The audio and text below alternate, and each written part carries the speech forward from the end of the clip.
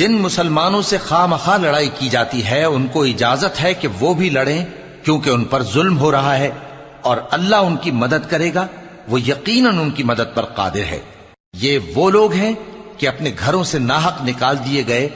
انہوں نے کچھ قصور نہیں کیا، ہاں یہ کہتے ہیں کہ ہمارا پروردگار اللہ ہے۔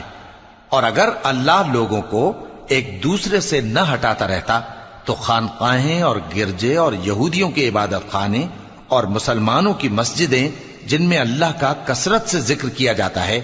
گرائی جا چکی ہوتی۔ اور جو شخص اللہ کی مدد کرتا ہے اللہ اس کی ضرور مدد کرتا ہے،